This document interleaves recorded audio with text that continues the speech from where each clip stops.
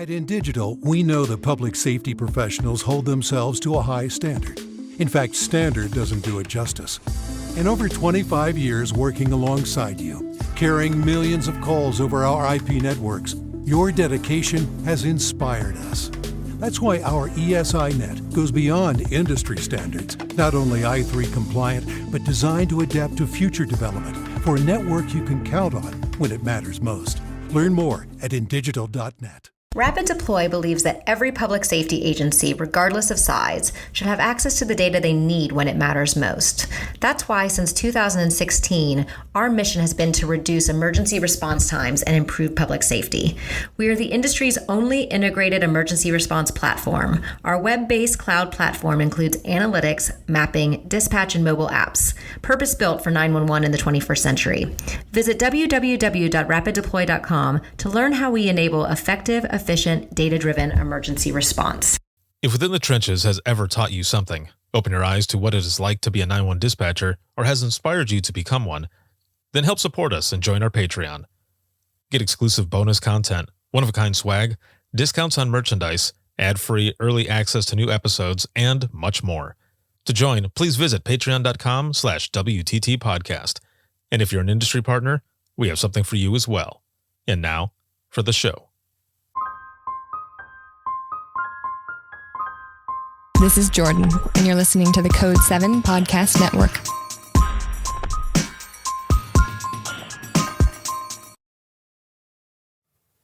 Warning. This episode contains the 3 A's of podcasting: adult content, adult language, and awesomeness. You've been warned.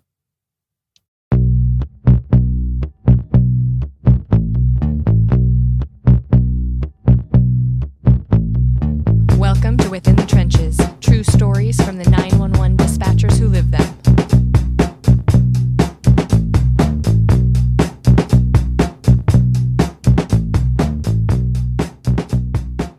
Hey, what's going on? This is Ricardo with the Code 7 Podcast Network, and this is going to be Within the Trenches, true stories from the 911 dispatchers who live them. This episode is sponsored by InDigital as well as Rapid Deploy, and as always, there is a lot going on. It is, what is it now? It's April 5th, 2021, and there are a lot of virtual events that are coming up. We've got the Kansas APCO conference that's coming up that is going to be powered by Within the Trenches Media, and then in May, there are 2 conferences as well that Within the Trenches Media is going to be powering, and that's going to be for North Carolina as well as Virginia. And then June, the first full week of June, it'll be the last Dare to Be Great 3, the conclusion, the completion of the trilogy of greatness. It is going to be awesome. So make sure to look out for that. A big shout out to patrons.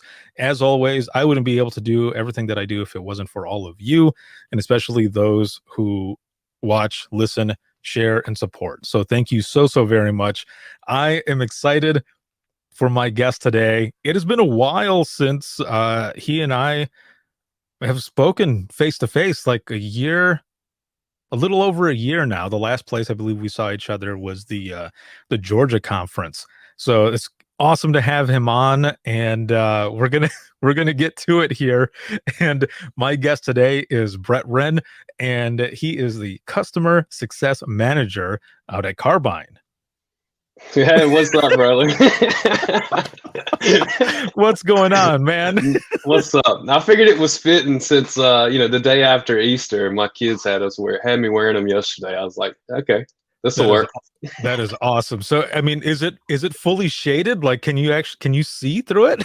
Yeah, I can see through it. Barely, but it works. I guess I'm looking at the computer screen right now. So that is awesome. Hey, what's up? What's up, Ricardo? It's good to see you, buddy. Yeah, man, it is good to see you as well. You know, like I said in the beginning, it's been a little while now. You know, it was over a year ago that we were at the Georgia conference. I think we went bowling one of those nights, which was fun too. We were in the arcade and stuff playing some games, which was awesome. And I think before that, it had been a while as well, because the last time we had seen each other, I think was it at the North Carolina conference, or did we see each other at a national one? I was probably APCO National 2019 was probably the last time we ended up seeing each other. Dang, man. Before that, yeah, it would have definitely been North Carolina, which I think we were all super busy at national conference. Sheesh.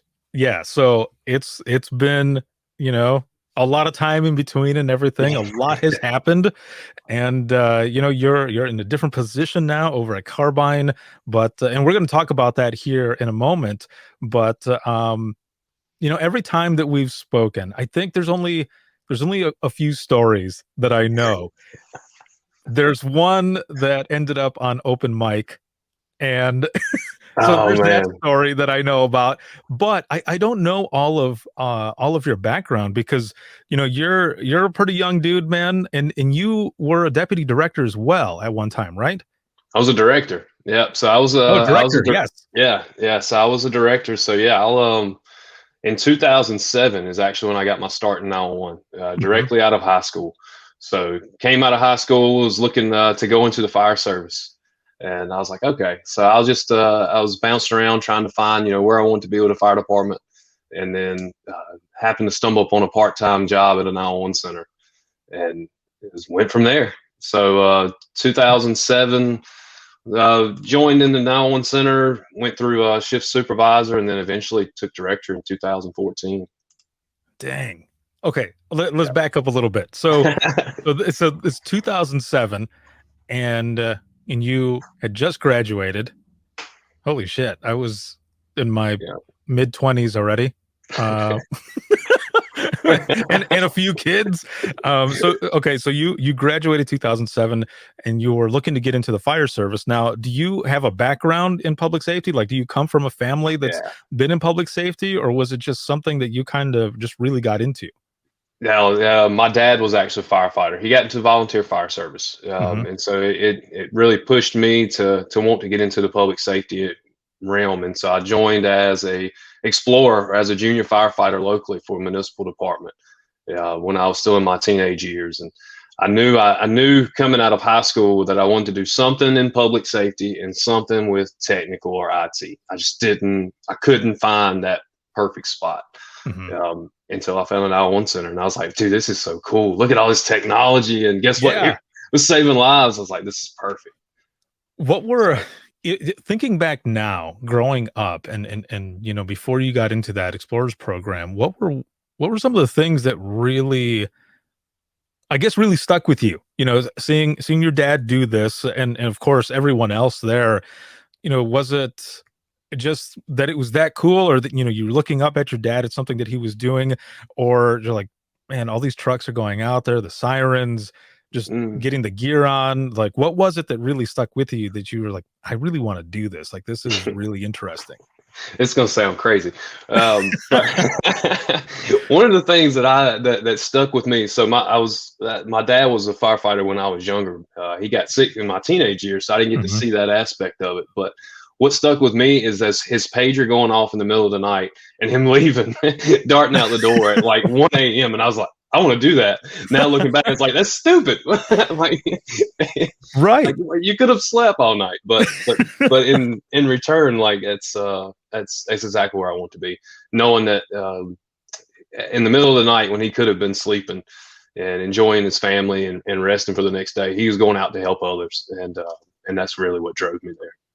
Yeah, it's that service, you know, that Yeah. dedication to help others in their moment of need. And so when you get into the explorers program, like what all does that what does it cover?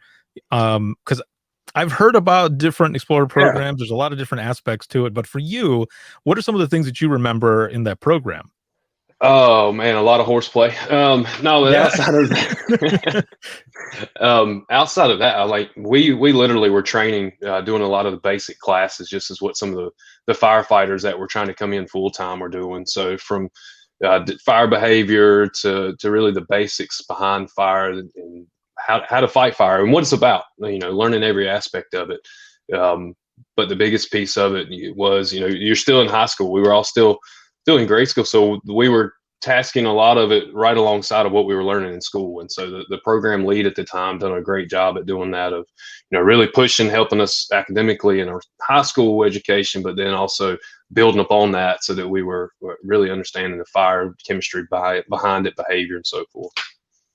Was there ever a time while you were going through that Explorers program where they gave you a tour of like the local dispatch center, or do you remember hearing kind of like the radio traffic and thinking, I wonder what it's like on the other end there?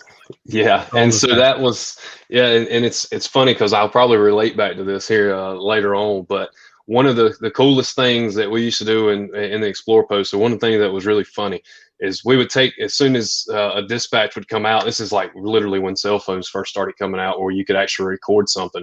We'd start recording the dispatch because at that time we didn't have pagers that had a little repeat button on them. And so we'd start recording it and playing it back, and then we would all start like mocking up our own dispatch, going in circles and saying, "Look, this is how we would have done it," and called out the dispatch. So we'd be sitting there on a Wednesday night, sitting there mocking out the dispatches of how we would have done it, and then we did get to tour the 911 center. And so of course, and me being 14, 15 years old at the time, walk in and surrounded by screens and all this, all these different sounds and sirens going off, and I was like, man, this is the happening place. Like this is the joint right here. Like this is the fun part. So, but yeah, it was enjoyable. Nice. So you go through that program, you end up graduating. You still have this idea, fire service and everything, but you end up seeing the part-time job.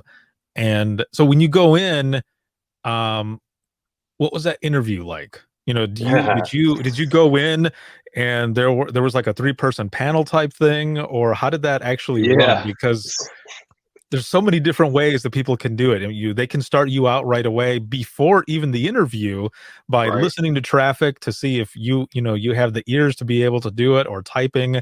What was that process like?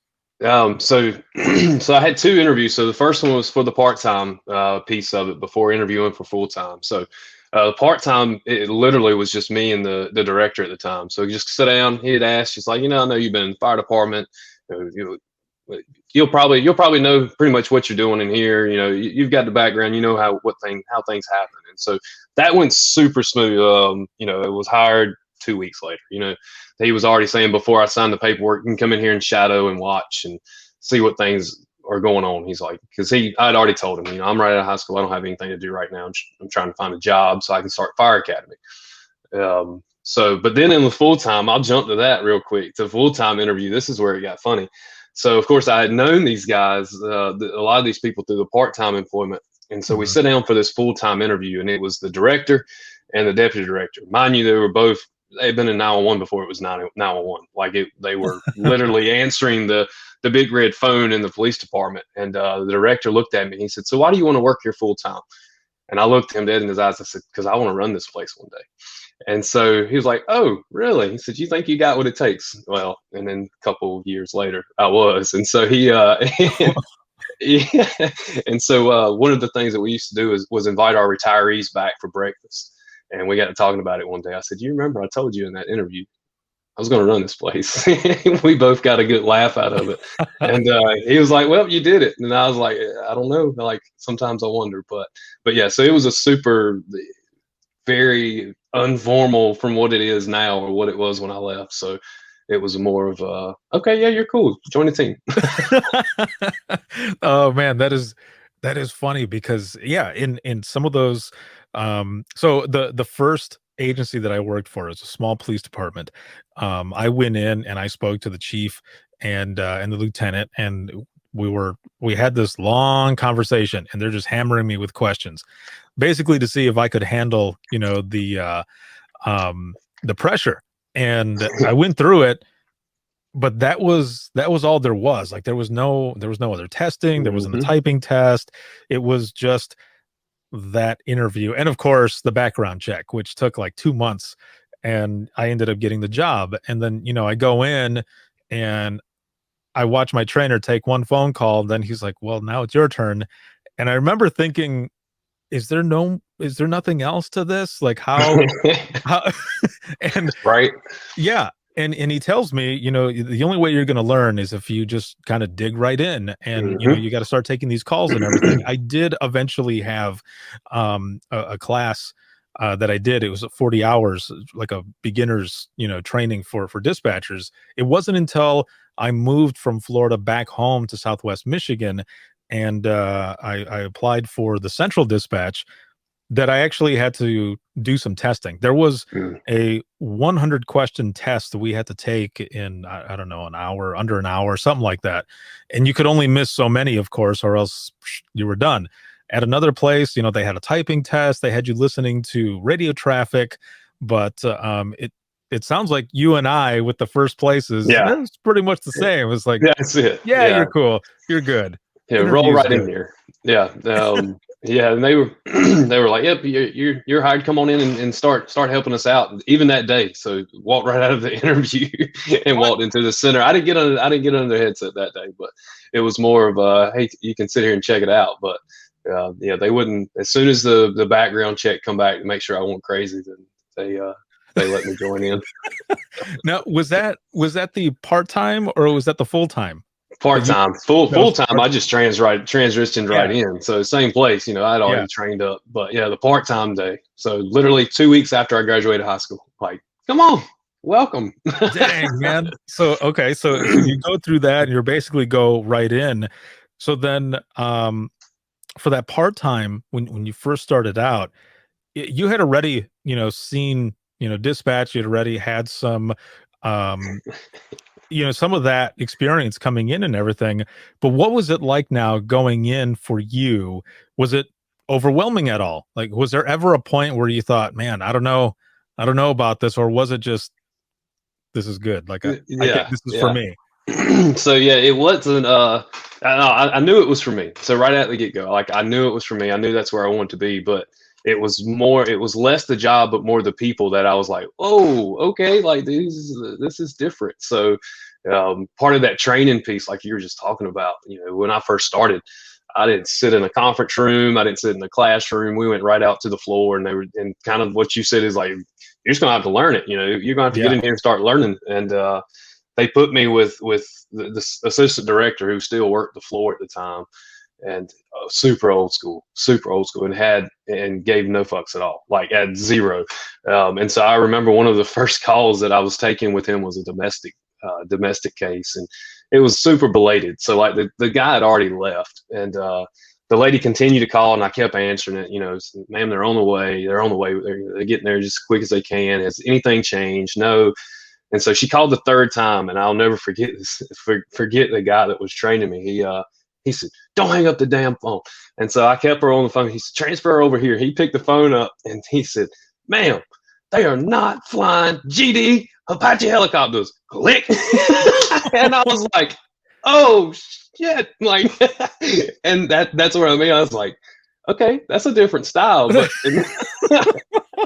and I asked him, I said, "Is that what we do here?" And he said, "No, but that's what I do. Don't do it." And I was like, and he's like, "I know her. I've dealt with her all my life." He's like, I even know her personally outside of here. I was like, okay. I was like, that makes me feel better, but damn, you scared the crap out of me. Right. Yeah. Because you have, you know, different styles like that, especially now. Like, that would be something like, what's going on? But so my trainer was old school as well. This guy was like in his not only old school, but he was in his mid 70s, I'm pretty sure. So he was very well seasoned, and he had kind of a different style as well. But he was a person where he freaked me out once. I thought he was like stroking out or something, because whenever he would walk into the police department, he would yell boogity boogity boogity. Now, I had no idea what he was doing. I had never heard that before. Oh, so it wasn't until I saw a commercial for NASCAR that I realized where it was coming. Yeah, where it was coming from. Like he would throw the door open every time and yell boogity boogity boogity. I'm like, what is he doing? Is he stroking out? Like, what's going on? What kind of language is he speaking here? Right. And yeah, it wasn't until years later that I just happened to catch a commercial and that was on there. I was like, no way. Like, like all these years later. But you know, he was very stern on the radio and on the phone. Mm-hmm. And I remember asking him, you know, how to deal with people when they're calling and they're stressed out. And he goes, well, you got to take control of the call. And I remember kind of the same with you. I was like that. Yeah. And he goes, well, you'll find out your way of how to, bring a person back in. I've been doing this for years, and this is how I do it. And I remember the chief kind of looking at me, and he just kind of shook his head, and I was like, okay, don't do what he's doing. Okay. I get it. I get what you're trying to tell me without saying it out loud. Yeah. And it's like, if that were to happen today, or if I would have had somebody say that when I was director, I'd be like, oh my God. Right. You're like, no. Like, no, that's not going to work today. Like, but it's different back then, I guess. Yeah, exactly. Even in 2007, Yeah. It seems like so long ago. I started in 2001, and when I started, I was 19 going in, and the only experience that I had were like old TV shows like Rescue 911 and stuff. That was my only experience with like 911 calls. So going in for me, just fully green, I didn't have that experience or background like you had growing up with public safety and stuff. So it was way different when hearing a lot of this stuff, and it was crazy. But man, like you, I loved it. I enjoyed it. It was really good, and I miss it, man. I still miss it. I miss it every day that I'm not able to get behind there, man. I miss it so bad. But yeah, I knew it was for me the day that one of my buddies that I come up through the Explorer post with, he sent me a text while I was on shift, and he had recorded one of my fire dispatches, and I was like, oh, okay, so we're playing the old game like we used to back in the day. And he said, yep. He said, here's what you could have done better there, jerk. And I was like, oh, okay. But it's like, I'll take it. But it was good. Funny. That's when I knew it was for me. I was like, see, yeah, I'm the one on the voice coming through your little box, waking you up at 1 a.m. So you're welcome. Right. That's hilarious, man. Now, you start out, you're in your part-time position and everything. So I guess let's start with this first. How big was the area that you covered, and how many dispatchers and call takers did you have on at a time? Yeah, so when I first started, population of our county is like 30,000 maybe when I first started, over 40 square miles. So we had two on 24/7. So 11 different fire agencies, 2 different law, and a single EMS agency that ran countywide. So wasn't that big of a department. And then, of course, with the growth that we started to see, over the next decade, it jumped up to, before I left, I think right around 50,000 people, and growing 4 people on shift, 3 or 4 people on shift, depending on flex. So we actually had to put in some flex schedules and times.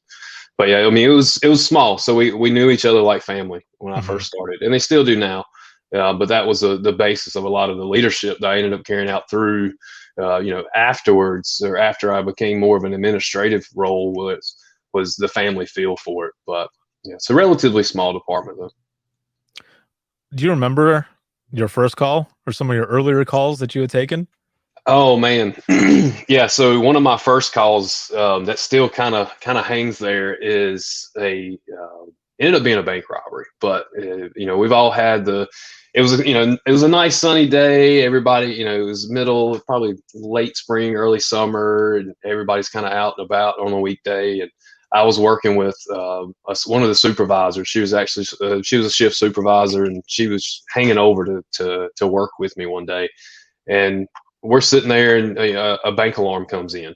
Of course, we treat every bank alarm like it's importance, but we all know if you've taken them, they end up canceling. Somebody bumped the button, or end up being a false alarm. They call back 2 minutes later. So I take the bank alarm, give it out. The units are on the way. We're setting up protocol, and then I answer 911 again, and it's just this lady on the other side that I can just barely hear, and she just, sir, we're locked in the vault. And I was like, I muted my mic. I stood up. I said, oh shit, this is actually getting robbed. and so both of us went pale, because that was the first time since I had joined the agency that it was a legitimate bank robbery. We've taken hundreds of bank alarms, but they were getting robbed, and it was the suspect had actually put him in the vault while he was still kind of canvassing inside the bank. And could hear him come back to the vault and start yelling at him. And first we thought it would be a hostage situation, and then he ended up taking off out the back door. Well, little did he know that we had somebody right there waiting for him to take him to a good spot. So they apprehended him right off the gate, off the bat. But it was a little weary when you get somebody that's whispering that they're actually they're in distress. And so that was one that stuck with me. One of my first calls. Dang, man. You made the hair on the back of my neck stand up. Oh, mine did. It's a crazy thing, right? Because we know the job, we know what we're there for, and there's always the possibility of something crazy like that happening. I mean, it's 911. Anything can happen in any moment, even if it's a call that comes in where, let's just give an example. There's a call that comes in where it's a dog that's in a neighbor's property or something. Well, then that neighbor pulls out a gun or something. Then you've got a whole different situation going on now, and Exactly. It's all in progress. And you're thinking this can't get any worse. And then, of course, the moment you think that's when it gets worse. Yeah, exactly. Yeah, and that's exactly the feeling that day was, okay, a bank robbery. So like I say, it was important. Like we always run them as most important as possible. But then you get that call, and she was on a cell phone, and at that time, we're a rural area. So phase 2, this whole idea of phase 2 being pinpoint, it didn't drop her location anywhere near the bank. And so it was like, okay, she's locked in a vault. We've got an active bank alarm. Okay, so at this point, we can pretty much assume that she's in this bank, because her location from that cell phone was miles away. And then after finally, being able to confirm it just through yes or no questions, because like I say, I stayed on the phone with her the entire time we were trying to get set up and surrounded. And even while he was kicking in through the vault and ultimately trying to keep her calm, it was just weary. Like I say, it was super weird to hear. You don't ever know. Like, and I questioned myself that too. Is it going to get any worse? What am I getting ready to hear? And so it gets that sink in the gut. Yeah, man. Because there's so much that can go on during that time. But also, well, do you remember how long you were on the phone with her? So I was on the phone with her. I don't know exactly, but even because of course they were law enforcement, we wanted to make sure that they could get a good perimeter set up. So it's not like they were going in and doing like a rapid, takedown or any sort, and they weren't going to enter the bank. So I was on the phone with her for at least 5 minutes or so, just listening to everything going on before he actually took off running out. Like I say, as soon as he took off running, then we had him. But even after that, after they apprehended him outside, I was still on the phone with her, just telling her, hey, just stay where you are, and trying to keep them all calm, because she wasn't by herself. There were several other people that were in the vault with her. But it's crazy.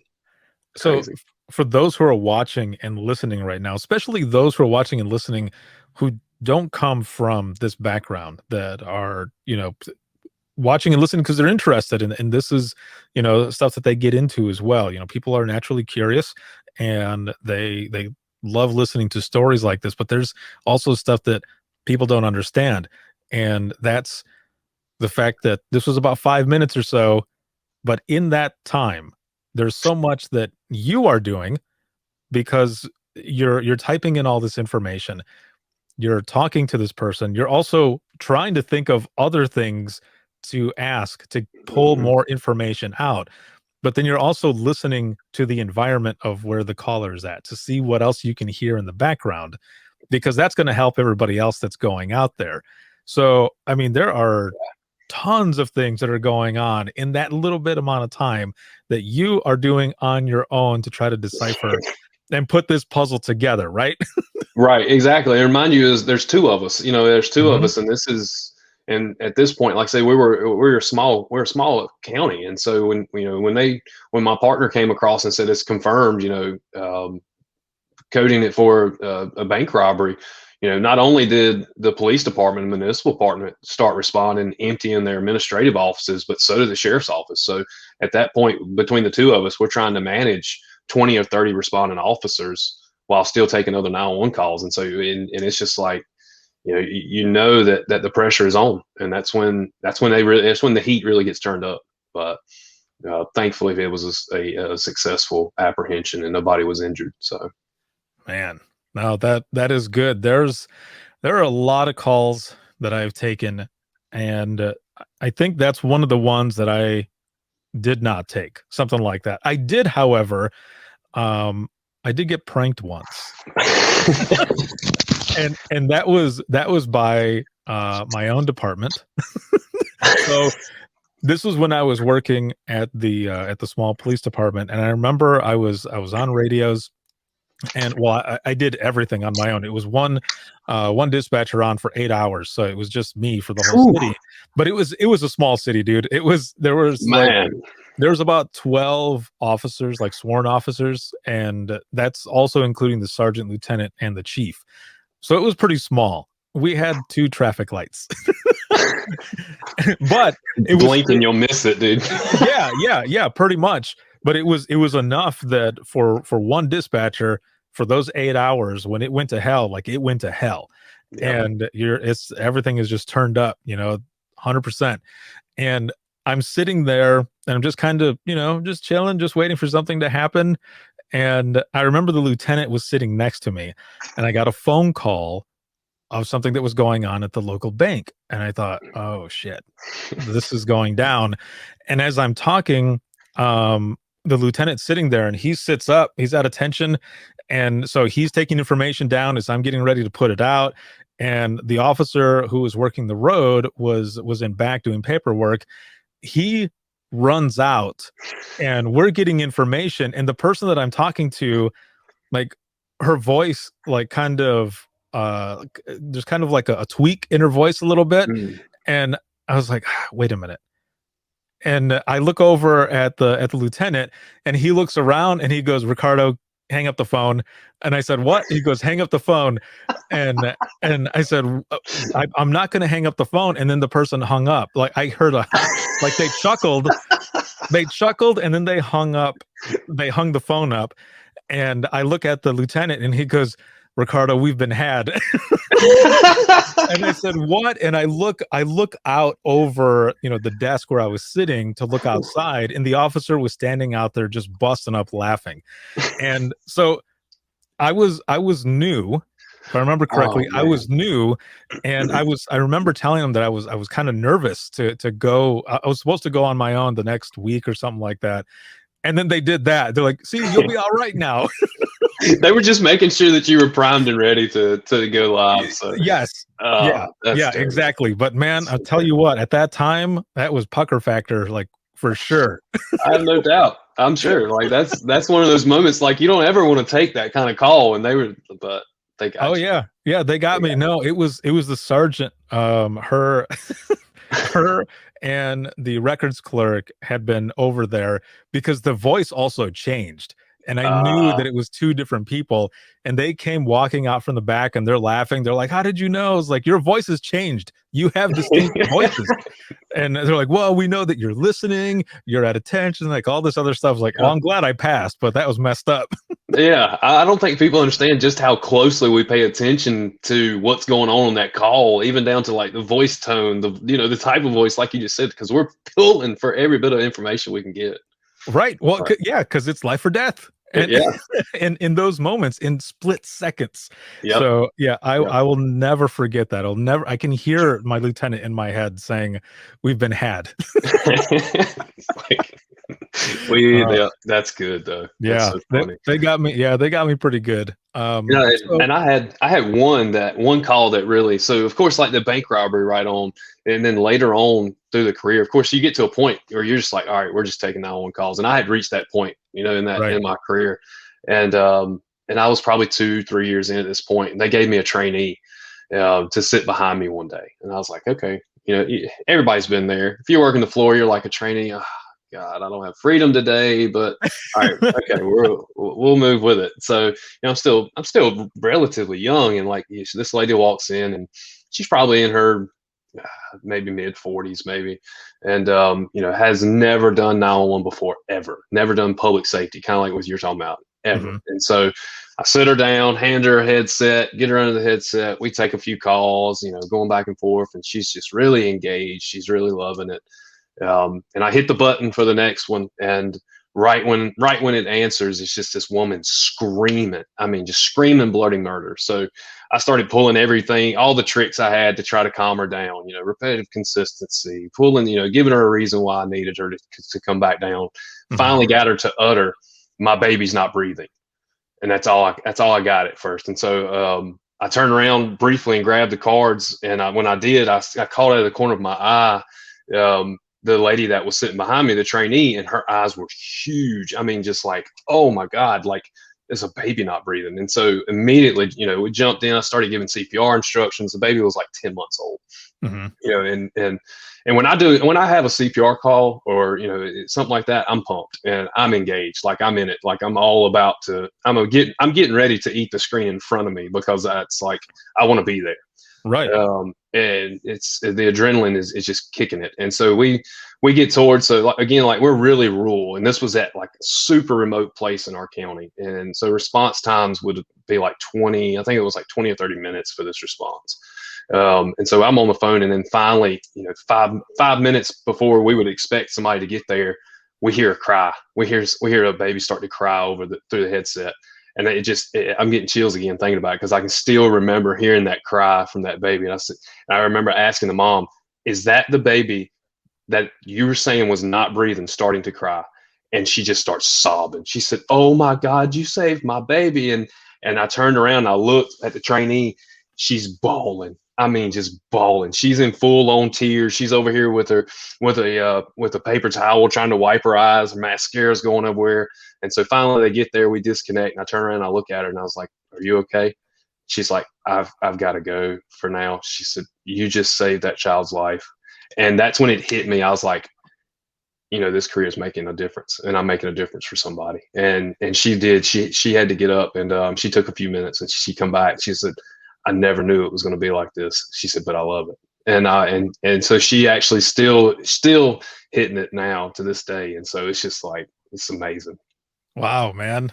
That is awesome, because so when I started and I went to that 40-hour beginners dispatchers course, there was a gentleman who was in there, really cool guy, awesome trainer.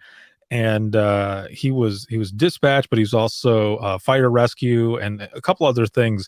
Well, and I'm sure the stat has completely changed since then. Again, this was like 2001. And I remember him telling us that there's going to be a time that we're going to be giving CPR instructions, and there will probably be many times that we're giving CPR. But there was a stat that he had given that said, if you're giving CPR instructions, there's a 5% chance that person is going to come back. And I remember thinking, damn, like that's pretty crazy.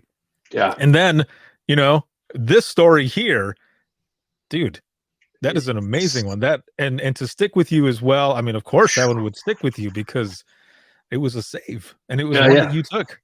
Yeah, and that was one thing I look back now, and you know, going back to the people who are under the headset getting the recognition that they deserve and they need, is that wasn't talked about then. You know what I mean? And so that was not of course we all talked about it, you know, amongst ourselves, but it was not seen at a governance level of, you know, of what kind of difference we all make in people's lives day to day, even before somebody arrives to the house, to the business, to wherever they may be. And so it was never any type of, you know, it was never a good job. You know, that was the part of the job. Right. Yeah. And now there's a lot more, like you said, a lot more recognition, and people also understanding the fact that this is a hard job, that you're not just answering the phone, that you're there with the caller from beginning to end. And as empaths, we are putting ourselves in their shoes to relate and also help them in their time of need.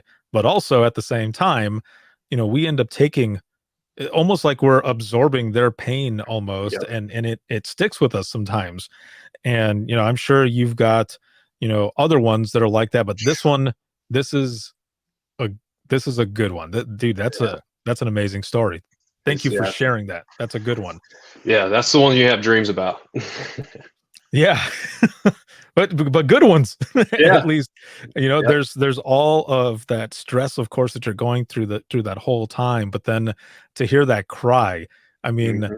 listening to you tell the story, I'm sure that I was holding my breath at the time. But and I can only imagine too, while you're going through the whole thing, Mm. after you hear that cry and it's confirmed that is the baby, it's just a big like a big sigh of relief, and some of that Oh man. stress is kind of gone too. Yeah, yeah, and once I heard that cry and she told me that is the baby, the same baby, then I could hear the lady behind me. I could That's just when she just done the ugly cry, like it all Yeah. just fell. You know what I mean? And Right. so I was like, oh my lord. And so it was, but yeah, it was a successful ending, but it's definitely still one. It's just like because you're all involved. Like you just said, I was feeling the pain for that mother, and it's just Mhm. yeah, I wanted to get her through it and get it bring her baby back, so it's That's awesome, man. Um, so you go through, and you've got all this experience now. You're working and working. What was, I guess, what was some of the drive to push even further? I can only imagine that with training others, having calls like the one that you just talked about, was kind of a drive, maybe some inspiration to move up into the director position, because now, you also get to make change. Like I can hear it in your voice. You yeah, have a passion for this industry. You love public safety. So moving up into that director position, you're not only able to kind of shape the center that you would come into, and told the person in the beginning that you wanted to be running the place, yeah, but you can also shape that next generation that's coming into 911 as well. What was some of right. that inspiration there? Yeah, I knew I wanted to make an impact. I knew that regardless of what I did, I wanted to make an impact, and I wanted to make it as big as possible. So, and make it as positive as possible. So, growing up, I had to quickly. I learned a lot of leadership traits as I was growing up. As I mentioned, like my dad got really sick in my teenage years, and I have two younger brothers, and so it was just my mom and my two younger brothers, and my mother relied a lot on me being 5 years older than them to pick up a lot of the things that dad wasn't able to do because he was bedridden at some points. So I started learning a lot of that, and then I started noticing how a lot of those traits I had learned through my childhood started relating into the workforce of this is how I'm able to lead somebody in a direction by doing showing them how to do it and then inspiring them to do things. And so that's when I knew I wanted to start pushing further into a leadership role. And like I told a lot of my people, and they, even my people, even some of my staff that I had before, that if they're listening to this, they know I hated being called boss. Do not call me boss. I don't like it. Like we all work together, and they used to play jokes and write boss all over the office on balloons and stuff. And I'm there. I'm just leading them, and that's it. I'm just leading the pack, and it was all a part. It was all the entire vision was built by us all to be successful and serve the community. But that's when like I say, a lot of calls like that, like with the baby, of where I was able to make a positive impact, and then even the lady behind me, inspiring her to want to do that job. That's why I knew I wanted to continue progression through. There was there ever was there ever any time where and I only bring this up because you mentioned how they would joke with you and call Oh you boy. boss.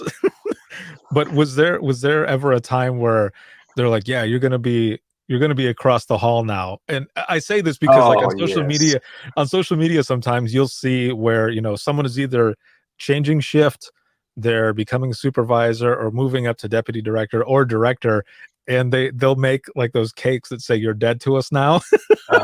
Man, they hit me with it all the time. And so they're like, yep, so now you're going to be down the hall. I guess we can't be friends again anymore. And I'm like, I'm still the same person. Like I'm Right, still yeah. Brett. Like, yes, we have to walk a line between business, we all have to understand that, but I'm the same person. You're going to get it regardless, and so you're going to get the same, but oh my God, yes. As soon as I come out, because I went from So it was funny how fast it happened. So I ended up getting supervisor, shift supervisor in technology, overseeing a lot of technology stuff as a second hat in 2013, mid 2013. And then May or April 2014 is when I got named 911 director. And so it happened like that. You know, I went from being on the floor and then directly into the director role. And they were like, "Oh, well, I guess you're down the hallway now, so we'll see you soon." And so I was just like, "Yo, I'm not going anywhere." Like literally, still me. Like, right. And but there is that hard piece of it. So I didn't go up to any director position or anything, but I did go up to supervisor, and there were some parts where, you know, you've been with your team for like the longest time, right? And you've built this camaraderie. The camaraderie is still there. It's just, it's a little different now, because now you're the one who is kind of you're running that shift, of course. And you know, but for you go to shift supervisor, but then like straight to director. What were some of those aspects, like for those who are listening right now who are thinking about wanting to move up and stuff? You know, for you, what were some of those things that, you know, were kind of a hurdle that you had to get through when balancing, you know, that leadership role, but also, you know, being a friend as well, because you've worked with each other for so long?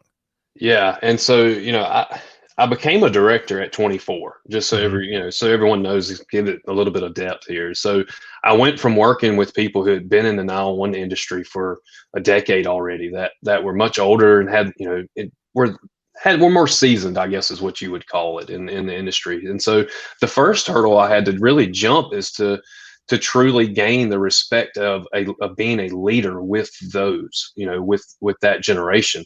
And quite frankly, and I have a lot of young people come to me and say, how did you get to that? And how do you get people to follow you? And the first thing I tell them is just shut your mouth and listen. You know, just stop talking and listen to the people who are, even though, you know, they may not have the role that you do, you still listen to them, and they treat them like humans, because everybody has a brilliant idea. You know, it's always a better idea, or it may be an idea out there, or even it's just an input of it. But trying to bridge that gap of coming from the floor and being really embedded with them to having to take more of an administrative role. It was many cases, like you were saying, it's where I would be on the dispatch floor, and they would start some dark humor, and I'd be like, oh, I'm out. Like, I'm not hearing this. I'm going to have to step away. Y'all need to refocus on your conversations. And so because of that, and then they all like, and then I turn around and I look as I was walking out, and they're just shaking their head. They're like, see? And then I was like, because they knew that I couldn't condone that, you know. And there's just some things of dark humor, and you know this coming from the center. It's like, you're touching some. yeah, exactly. Especially if you're in that spot as well, because there's so much influence and everything that you don't want to get into that point, because you're in that leadership role where you're just like, all right, I'm gonna step away, because depending on what is said, right, then there's an obligation for certain things. And not that it's anything real bad, but you know, you're just, it's a different side now, exactly, and at least with that part of it. And so no, I understand. It's like, y'all need to refocus here, you know.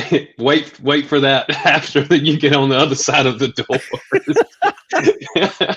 But it was occasions like that where it was really hard, because I really did want to still joke around with them, because I would have some of the same stories and stuff to say, but it's like, you know, I am looked at differently, even though they say, you know. And that was one big piece of leadership that I learned quickly is, you know, even regardless of what, you know, if you're still part of the gang per se, and really being able to make those jokes, you really have to watch it. So because you are looked at a different level. So yeah, exactly. And then so along with all of that you were doing, where did the technology part play in? Like, how did you? Was it just something that you really, you know, enjoyed while you were there, that, you know, you were trying to kind of marry, you know, the technology and the 911 center?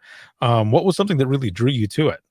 Yeah, and so I like I say, even as teenager, I loved technology, and I taught myself so much about computers and computer science and breaking stuff down, putting it back together. And that's what really helped me marry the two, per se. Like you said, the public safety and the IT world is bringing the two, where I'm still a part of the public safety team of changing lives and making an impact, while also the computer components and just not just computer components, but the whole realm of technology being used to really run the government, the local government of the community.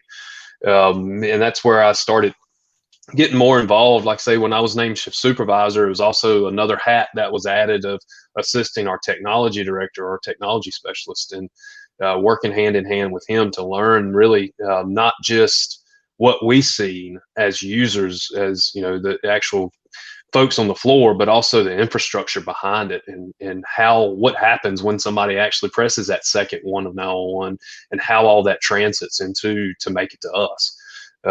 And so that's where, and even now in my current role is I love technology, and I love to see innovation, and I like to see that next push forward is what else can we do to make this better, because it's everything can be improved. Yeah, and so I can fully agree there. When I was in dispatch, I had that same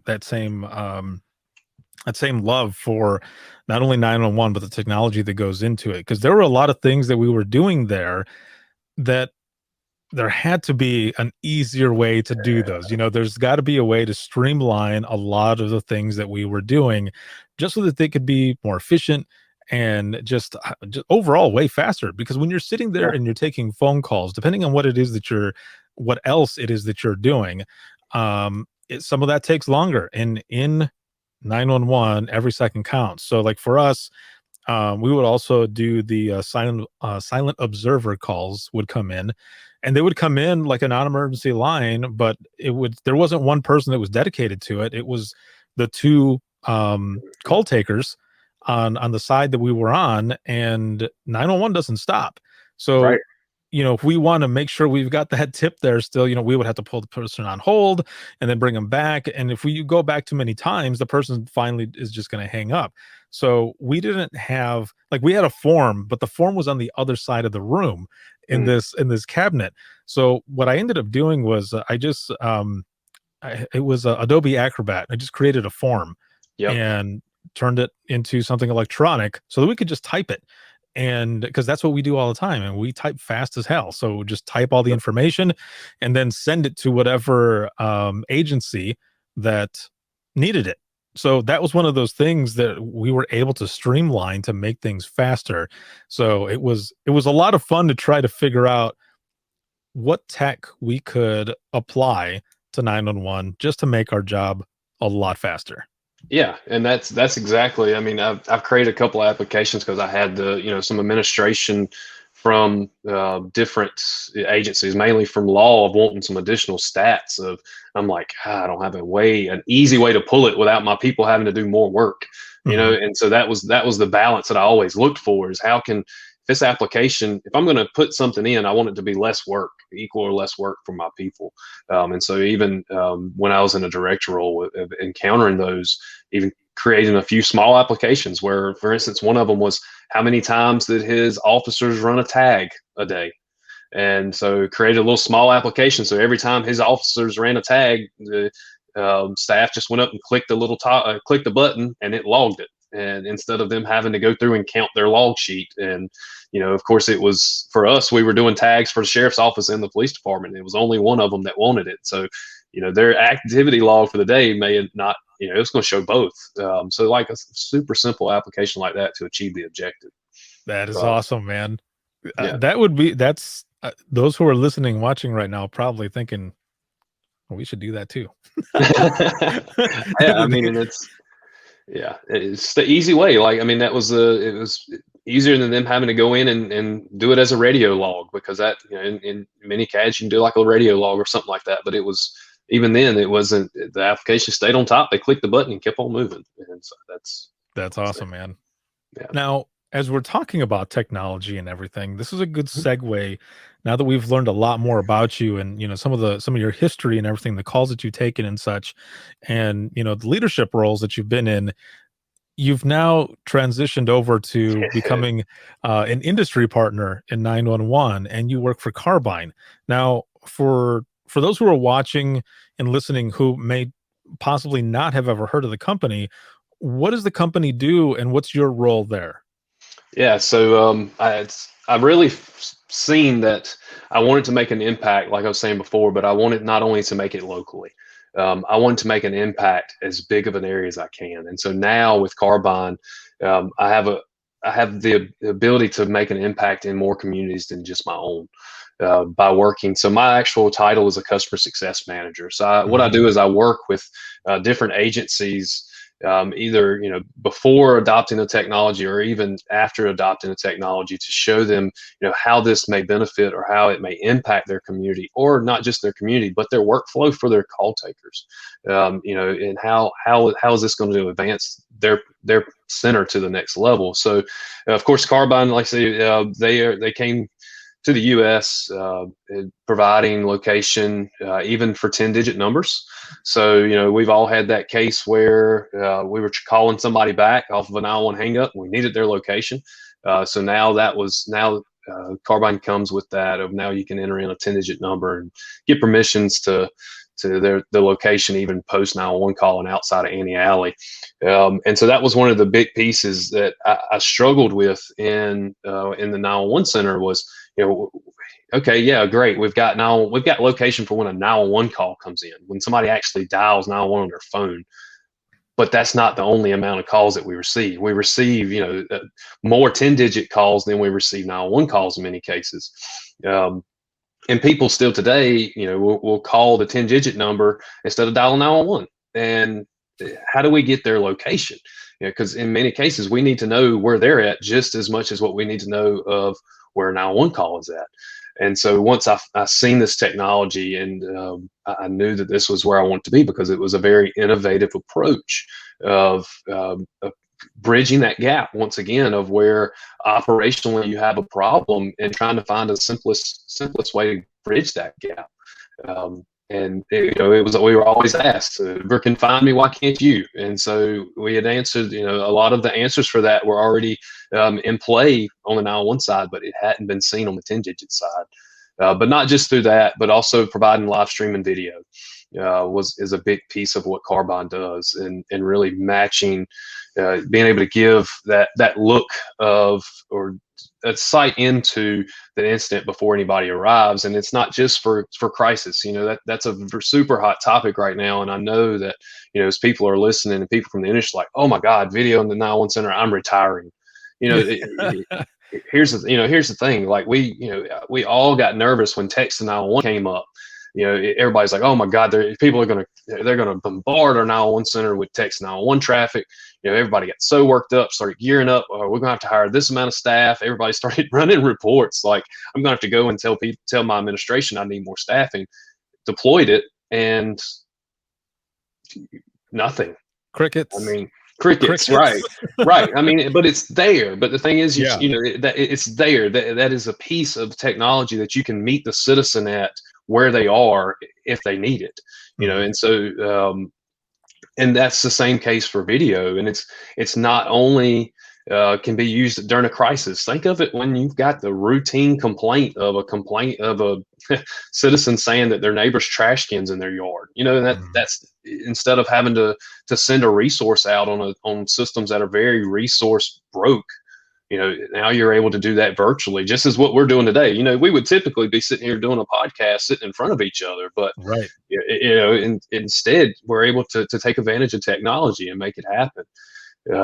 But like I said, that's what really pushed me to join the company here, after really seeing that the impact I could make in not just my community, but now the whole industry, our whole industry as a whole. And because that's ultimately where I want to be. I want to be somewhere where I make an impact. If I don't make an impact, then it's not the right spot for me. Right.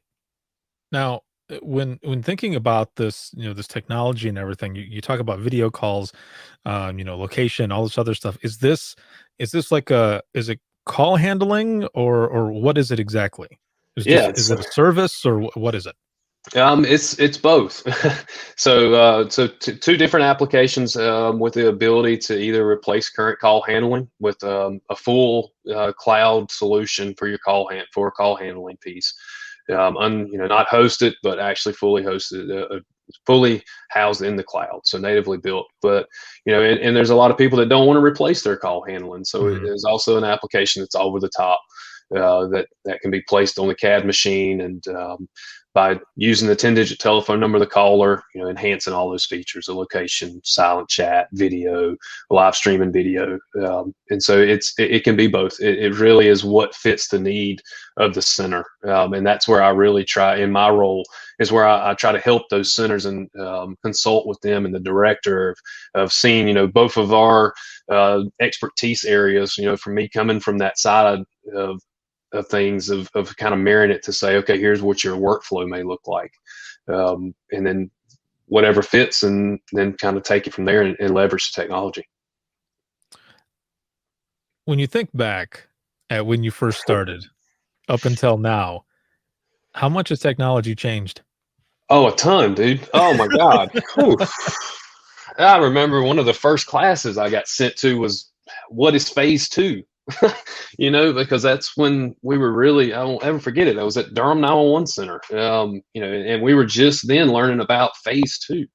And, now here it is, we've got the AML clearinghouse, we've got the capability for video, people can, through, the application through Carbyne, they can send in pictures, still pictures. And we had talked about it even when phase 2 was rolling out, next generation 911, next generation 911.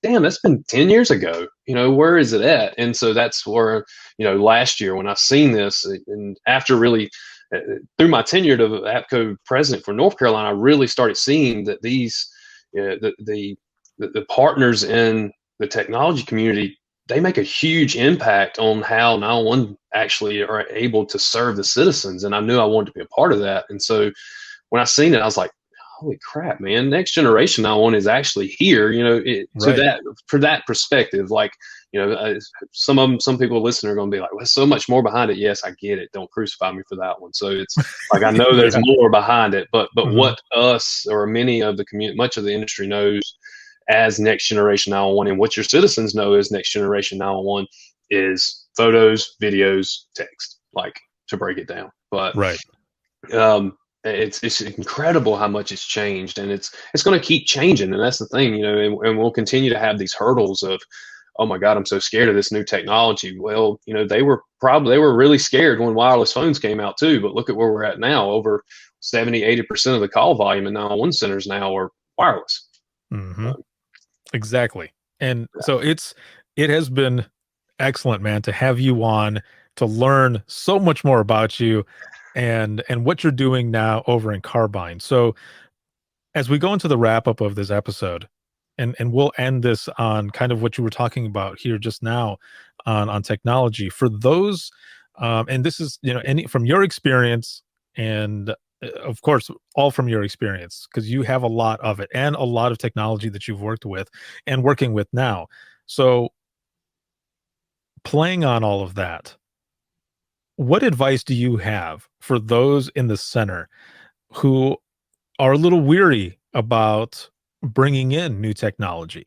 Because there's so much to it. And I ask this because there's a lot of people that, that are out there that still, nobody likes change, right? Right. It's always that, well, it's always been this way, which is like the worst thing, because that, that can kill innovation as well. Yep. But for those who are, a little weary, a little scared, or whichever about moving into new technology to bring into their 911 center, what is some advice that you might have for them from your experience to help them feel a little better about making that choice? Yeah, and that's a big topic, and we could probably go for 30 more minutes on that of making that change. But to wrap it, just the biggest thing I would tell them would be, change is not always bad. Obviously, you have to do your due diligence to look into if the change would work for you. But just remember, your citizens expect you to follow the industry or not the industry, but their community. So, look how we communicate on a daily basis today. They want to be able to seamlessly contact emergency services through routes that they are used to. And so really consider where you're at. And then I use this in many cases of, crocodile is always satisfied after he eats. And, it's the threat of him, chewing you alive is very slim after he has a full belly. Well, you sitting in a chair, what has you so satisfied? Why are you so satisfied? At some point you have to keep pushing. It's not all been achieved. There's so many other gaps in our industry that we can continue to be hungry for. And so just go get them. Even though change scares you, be that setter, be that example, be that leader, and drive this industry forward. There's so much that we have to accomplish still, because like any government, we're behind on what they're doing in many cases, private sector of commercial side of things of telecommunications, but be that driving force. Step outside the box. Don't put your blinders on, but ultimately what has you so satisfied, because you and your citizens deserve the next level of service. But that's the biggest piece I could ever tell somebody is just step out there, look at it.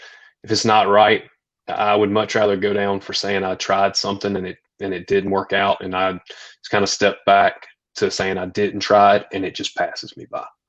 So if anybody wants to know any more about Carbyne, everything that you guys are doing on social media, website, anything like that, or if somebody can even reach out to you if they have more questions, how can they do that?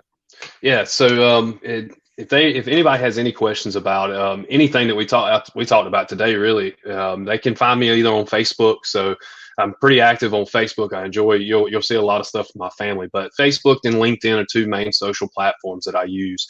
But to find out more about the details of Carbyne, just visit carbyne911.com. And then it's a lot of information available there. You can also reach me through email or text message or any way. Ultimately, a lot of different communications path to get me directly. But in most cases, the website carbyne911.com to see both the call handling platform and that over-the-top application that I was talking about before. But yeah, it's those. I think that's pretty much it. Most of them. Perfect. Thank you, man, so much for being on. No, thanks. Good time. Yeah, and I just want to say too, I've followed you for a long time, Ricardo. I remember when you first came to North Carolina APCO conference. I was the president at the time, and one of the board members was like, "Hey, look, we really want to have this guy with the IM911 movement come and do our keynote." And I was like, okay. So I got to looking in, and I was like, okay, yeah, I listened to a lot of your podcasts and never really seen you, right? And so I won't ever forget that day when you walked into the conference for our keynote, and I was going to have to be the one to introduce you. And I walked up and I was like, damn, this dude is short. And I was just like, and so that picture of me and you came up on my memories on Facebook a few months back. And I started laughing because all those thoughts started coming back through. But I knew that day when you gave your keynote, I was like, this guy is making a difference. So I just want to tell you personally, and on behalf of a lot of us in the industry, you are making a huge difference. And thank you for what you do. You're being the voice for many, many people who just haven't had those voices heard. And so what you do makes a difference, and we greatly appreciate it. Thank you, man. I appreciate it more than you know. That is awesome. I remember that picture too, and I thought, damn, how tall is this guy? Yeah, right. That was hilarious for me. Oh, that is funny. Well, yeah. Thank you again, man, very much, and for the kudos and the support. I like I said, I appreciate it more than you know, and I will be right back here with you. For those who are watching, if you have any comments, questions, or you want to be a guest on the show, you can email us, and that's going to be wttpodcast@gmail.com. You can follow us on Twitter. That is @91podcast. You can like us on Facebook. That is facebook.com/Within the Trenches podcast. This episode is sponsored by InDigital as well as Rapid Deploy. And this show will always be free, but if you're looking for any bonus content, you can check us out. That's going to be patreon.com/WTT podcast. And this can be seen on YouTube, Twitter, as well as LinkedIn. And you can listen 24/7 on Apple Podcasts, iHeartRadio, Spotify, your favorite podcasting app, and withinthetrenches.net. Have a good one, everyone.